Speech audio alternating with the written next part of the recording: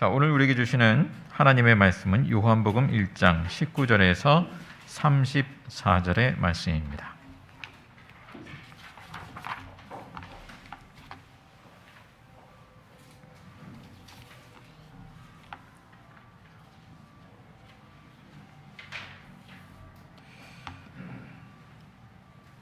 예, 19절에서 34절 교독을 하겠습니다.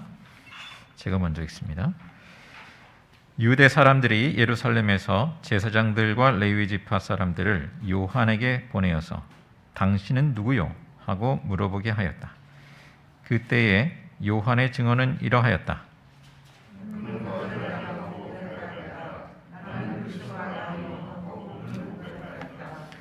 그들이 다시 요한에게 물었다. 그러면 당신은 누구란 말이요? 엘리야요? 요한은 아니요 하고 대답하였다. 당신은 그 예언자요? 하고 그들이 물으니 요한은 아니요 하고 대답하였다.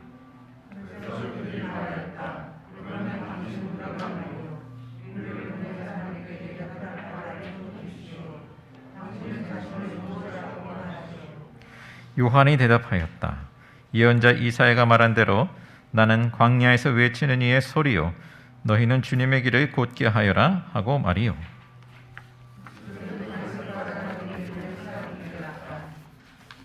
그들이 또 요한에게 물었다. 당신이 그리스도도 아니고 엘리야도 아니고 그 예언자도 아니면 어찌하여 세례를 주시오?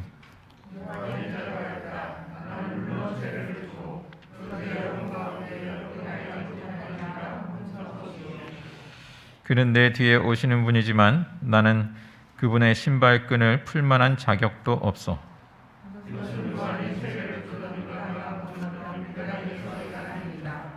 다음 날 요한은 예수께서 자기에게 오시는 것을 보고 말하였다. 보시오, 세상 죄를 지고 가는 하나님의 어린 양입니다.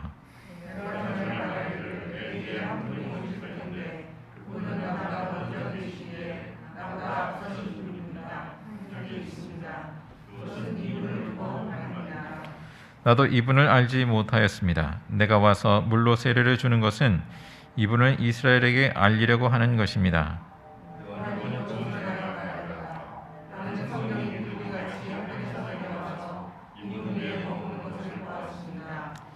나도 이분을 몰랐습니다. 그러나 나를 보내어 물로 세례를 주게 하신 분이 나에게 말씀하시기를 성령이 어떤 사람 위에 내려와서 머무는 것을 보거든 그가 바로 성령으로 세례를 주시는 분임을 알아라 하셨습니다. 그런데 나는 그것을 보았습니다. 그래서 나는 이분이 하나님의 아들이라고 증언하였습니다. 아멘. 이 시간 본문에 나오는 그 세례 요한과 또 세례 요한의 그 예수님에 대한 증언을 통해서 우리에게 들려주시는 하나님의 음성을 귀 기울여 들을 수 있기를 원합니다. 자, 먼저 세례 요한을 주목하여 보고자 합니다. 요한복음 1장 7절의 그 앞에 내용을 보면 세례 요한을 먼저 소개하고 있죠. 세례 요한을 일컬어서 참 빛으로 오신 예수님을 증언하러 왔다고 증거하고 있습니다.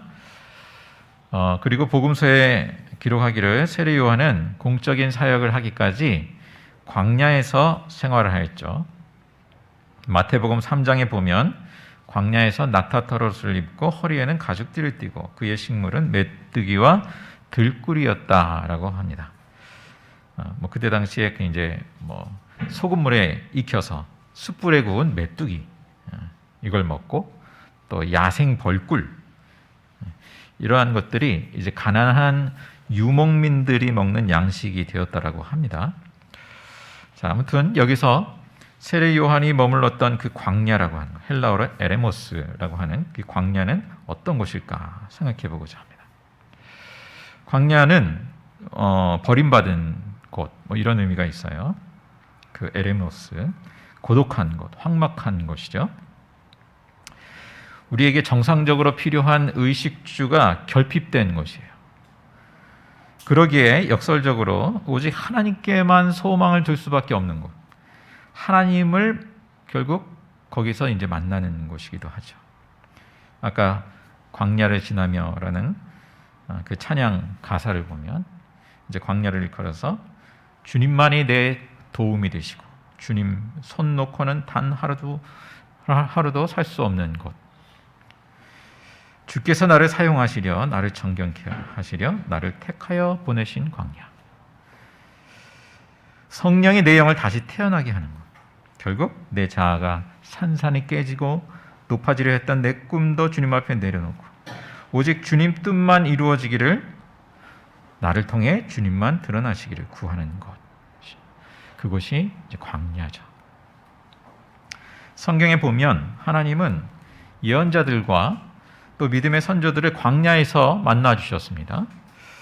이스라엘이 40년간 광야를 지나면서 하나님의 인도하심을 받기도 하죠. 그 시험 가운데 실패하며 연단을 받기도 하였습니다. 광야는 또 예수님이 금식하며 기도하던 장소이기도 하고요, 마귀의 시험을 받던 장소이기도 하죠. 이스라엘 백성이 광야에서 시험에 넘어졌다면 예수님은 광야에서 그 마귀의 시험을 이기시고 공생애를 시작하십니다. 하나님은 이 세례 요한으로 하여금 광야에서 주님의 음성에 귀 기울이며 그 하나님의 말씀을 가슴에 품게 하셨죠. 누가복음 3장 2절에 보면 이렇습니다. 하나님의 말씀이 광야에 있는 사가랴의 아들 요한에게 내렸다고 하였습니다. 자, 이처럼 광야는 하나님의 말씀과 사명을 받는 자리이기도 합니다. 자, 이 점에서 우리에게도 하나님께만 의지하는 그 광야의 자리가 필요하다 할 수 있죠. 많은 현대인들은 하나님을 찾지 않더라도 나의 필요를 충족시키면서 얼마든지 살아가죠. 많은 경우에. 그러나 하나님은 우리를 하나님께로 시선을 돌리는 광야에 머물게 하세요.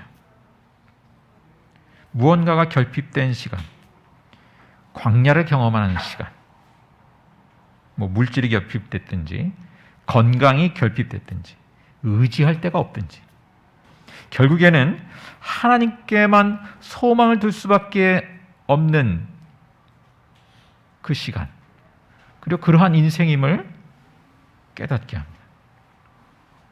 성령께서 예수님을 광야로 이끄신 것처럼, 또 세례 요한이 그러한 것처럼 우리를 광야를 지나게 하시죠.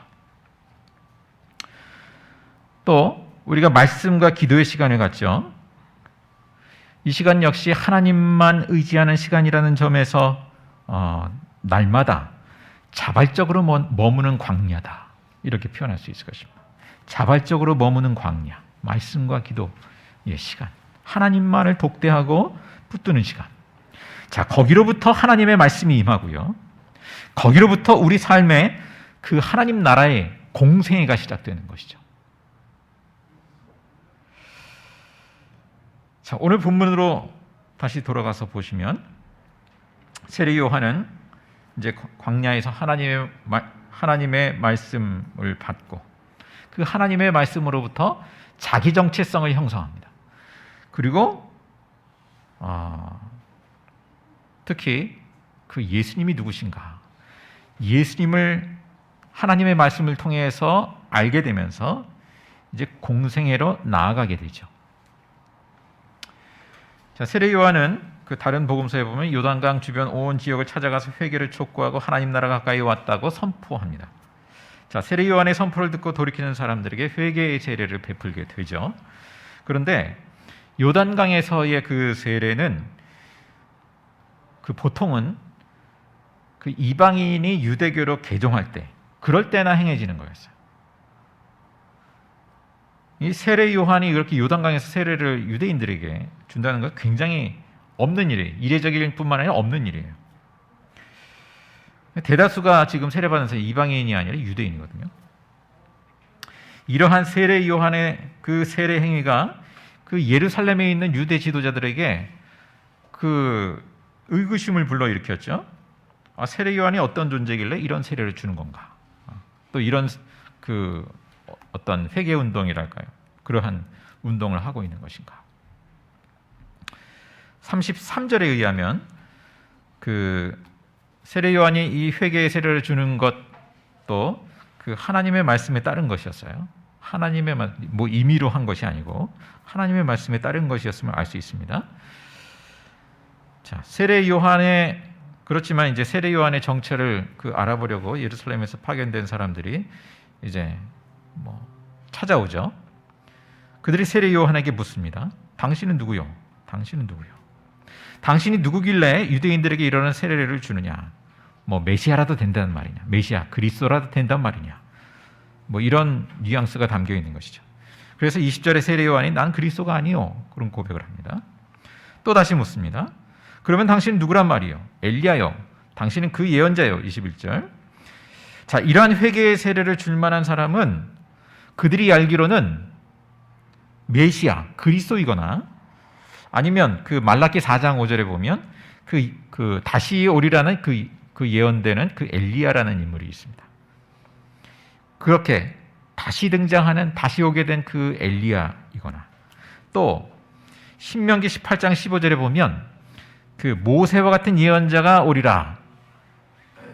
그러한 또 예언이 담겨 있어요.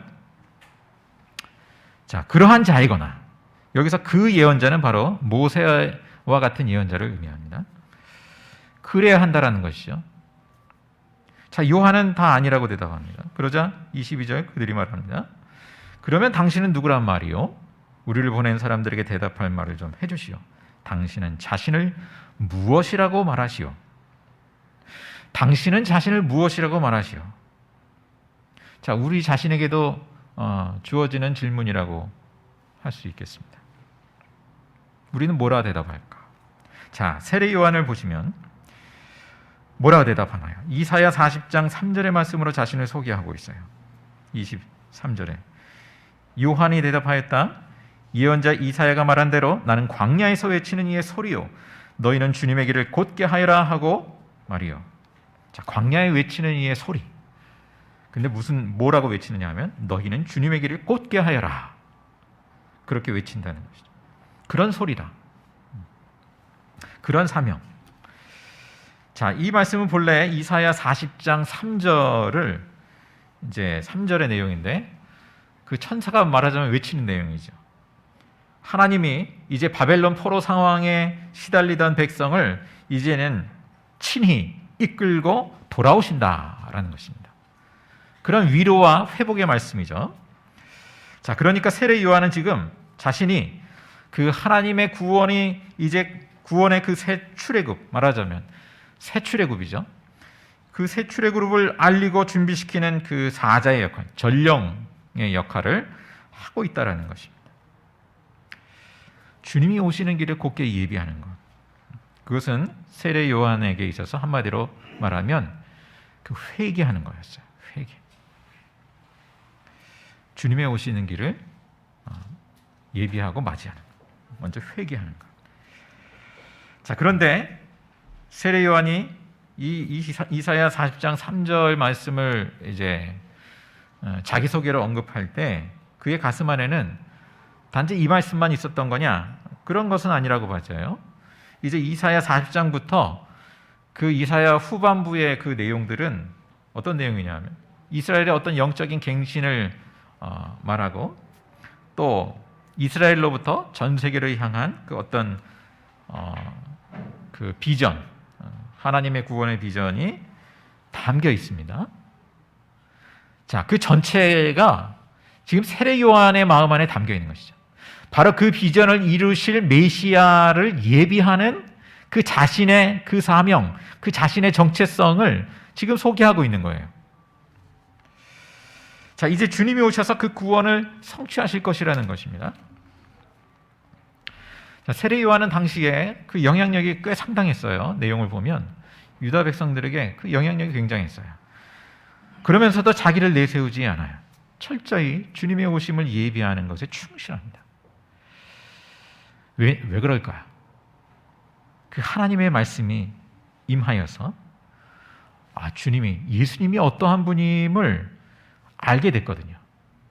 예수님이 어떠한 분이심을 알게 됐거든요. 자, 31절과 33절을 보면 세례 요한도 전에는 자신이 예수님이 어떤 분인지 잘 알지 못했어요. 그렇게 고백합니다. 그런데 하나님의 말씀이 임했죠.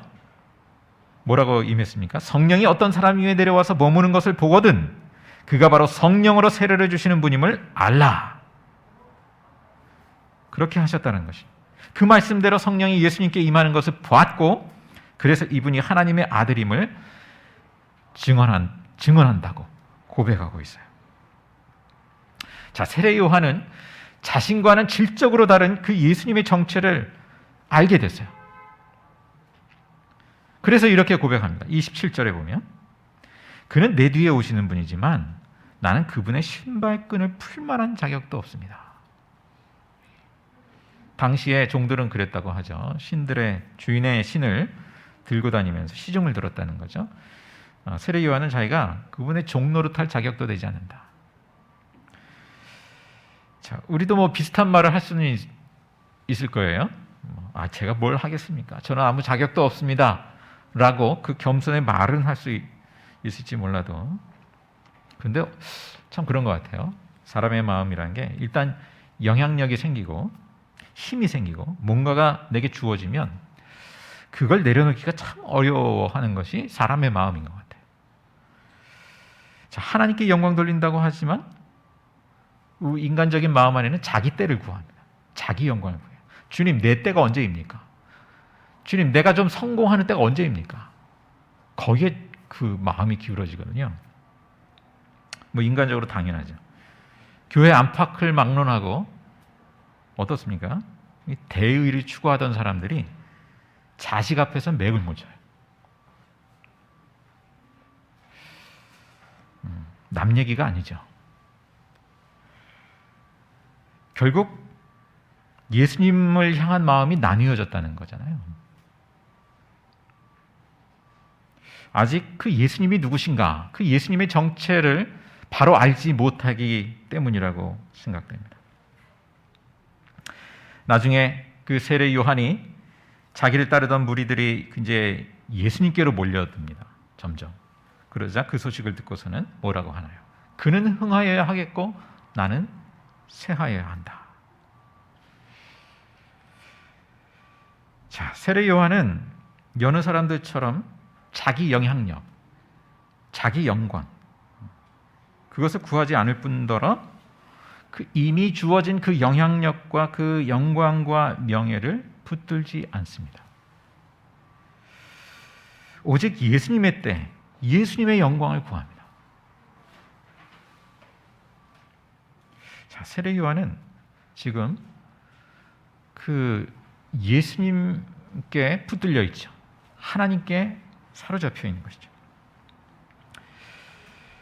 자, 세례 요한이 물로 세례를 주는 이유, 그 사람들이 당국자들이 찾아와서 묻는 것에 대해서 결국에는 그 세례를 그렇게 주는 이유가 31절에 보면 하나님의 말씀에 따라 그 예수님을 이스라엘에게 알리려고 하는 것이다. 그렇게 말씀하고 있습니다. 예수님을 이스라엘에게 알리려고 하나님의 말씀을 따라서 지금 회개의 세례를 베풀고 있는 것이죠. 세례 요한을 통해서 우리가 보게 되는 것, 하나님은 오직 그 예수님을 높이고 나타내고 반면에 자기를 낮추는 이 세례 요한과 같은 사람을 통해서 영광을 받으신다. 우리도 그러할 수 있기를 원합니다. 자, 그러면 세례 요한은 이 하나님의 말씀을 통해서 예수님을 어떤 분으로 알게 되었나? 예수님을 어떤 분으로 알게 되었나? 크게 두 가지 본문에 담겨 있죠. 첫 번째는 예수님은 세상 죄를 지고 가는 하나님의 어린 양입니다. 했습니다. 29절. 다음 날 요한은 예수님이 자기에게 오시는 것을 보고 말하였다. 보시오, 세상 죄를 지고 가는 하나님의 어린 양입니다. 자, 이 표현은 구약의 여러 장면을 복합적으로 떠올리게 하는 말씀입니다. 이 어린 양은 레위기의 그 희생양을 떠올리기도 하고요. 출애굽기의 유월절 어린 양도 떠올리게 합니다.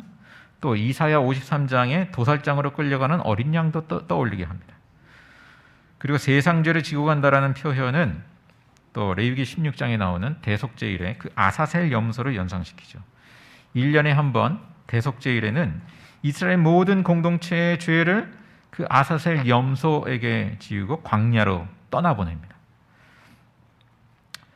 자, 죄를 하나님께서 그렇게 멀리 떠나보내셨다, 사하셨다라는 것이죠. 왜 예수님이 세상 죄를 지고 가는 어린 양이 되셨나? 자, 지금 세례요한이 하나님의 말씀을 따라서 회개의 세례를 베풉니다. 그러나 회개의 세례를 베푼다 할지라도 그 세례가 실제로 죄를 씻어주는 기능을 하는 것은 아니죠. 덮어준다 할까요? 비교하자면 덮어준다. 죄를 사람이 씻을 수 있는 것은 아니죠. 하나님께서는 오직 세상 죄를 지고 죽임당하신 예수님으로만 죄를 깨끗하게 하시는 것이죠. 자, 세례 요한은 이러한 예수님의 정체를 알았습니다. 세상 죄를 지고 가는 죽임당하신 당하실 그 예수님, 어린 양 예수. 자, 두 번째, 세례 요한은 예수님을 어떤 분으로 알게 되었습니까? 자, 자기는 물로 세례를 주지만 예수님은 성령으로 세례를 주시는 메시아로 오실 하나님의 아들이라 증언하죠. 33절 말씀. 성령이 어떤 사람 위에 내려와서 머무는 것을 보거든 그가 바로 성령으로 세례를 주시는 분임을 알아라는 하나님의 말씀을 듣습니다. 세례 요한은 이처럼 성령이 비둘기같이 하늘에서 내려와서 이분 위에 머무는 것을 보았습니다.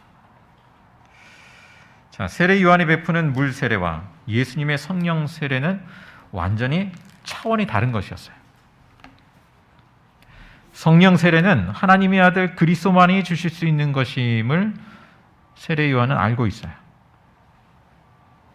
자, 사람들이 묻기를 당신은 누구시요? 당신은 자신을 무엇이라고 말하시오? 이런 사람들의 질문에 대한 세례 요한의 대답은 철저히 예수님이 누구시냐에 결부되어 있습니다. 자, 하나님은 우리 역시도 그리스도 안에서 새로운 정체성과 사명을 부여하시죠. 하나님은 우리로 하여금 세상 죄를 지고 가는 하나님의 어린 양으로 십자가에 죽으시고 부활하신 예수님, 성령으로 세례를 주시는 하나님의 아들 그리스도이신 예수님을 알게 하시고 세례 요한의 그 물세례의 차원이 아니라 성령의 세례를 주시죠. 자, 우리는 다 대부분 세례 받으셨죠? 세례 요한의 그 물세례, 회개의 세례를 받았습니까? 아니면 예수님이 주시는 성령의 세례를 받았습니까? 어떤 세례를 받았습니까? 난 물세례는 받은 것 같은데 성령 세례는 아닌 것 같은데 뭐 이러십니까? 우리가 받은 세례는 참되게 고백했다면 예수님이 주시는 성령의 세례를 받은 것이죠. 예수님을 주님으로 모시고 구주로 고백하고 그 가운데 성령의 세례를 받은 것이죠. 우리 안에 내주하시는 성령님, 성령으로 우리 가운데 함께 하시는 예수님.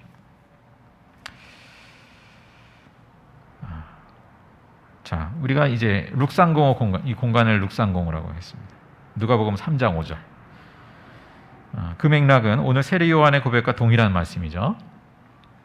무슨 의미인가요? 자, 무사람들이 죄를 회개하고 세상 죄를 지고 가는 하나님의 어린 양이신 그 예수님을 세상의 구주요 또 나의 주님으로 영접함으로 성령의 세례를 받도록 예비하라는 그 말씀, 그 말씀으로 다가옵니다.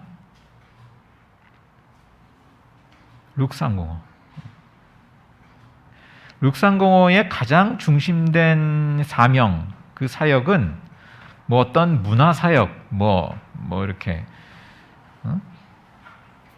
다른 사역이 아니라 바로 오늘 말씀에 담겨 있듯이 죄를 회개하고 세상 죄를 지고 가는 하나님의 어린 양 되신 그 예수님, 그 예수님을 세상의 구주요 나의 주님으로 영접함으로 성령의 세례를 받도록 그 예비하는 그 사명, 그 사명을 세례 요한이 담당하는 것이고 또 우리 그리스도의 몸된 교회에 주어진 사명이죠. 자, 그 은혜가 그 예수 그리스도를 통하여서 주어지는 그 구원의 은혜가 특별히 광야에서 그 하나님을 갈망하는 사람들로부터, 말씀과 기도의 그 광야에서 그 하나님의 말씀을 기다리는 사람들로부터 뭇 사람들에게 차고도 넘치게 하여 주시기를 간절히 바랍니다. 기도하겠습니다. 사랑의 주 하나님, 세상 죄, 우리의 죄를 지고 십자가 지신 어린 양 예수의 은혜와 사랑을 우리에게 베풀어 주시니 감사합니다. 죄에서 자유케 하시는 성령의 세례로 하나님의 자녀 삼으시니 또한 감사합니다. 주 하나님, 어두운 저희의 눈과 귀를 열어주시어서 예수님에게서 나타내신 그 하나님의 영광을 보게 하여 주옵소서. 말씀과 기도의 광야에서 하나님의 음성을 들으며 글룩 305의 소명을 감당하는 공동체로 세워 주옵소서. 예수님의 이름으로 기도합니다.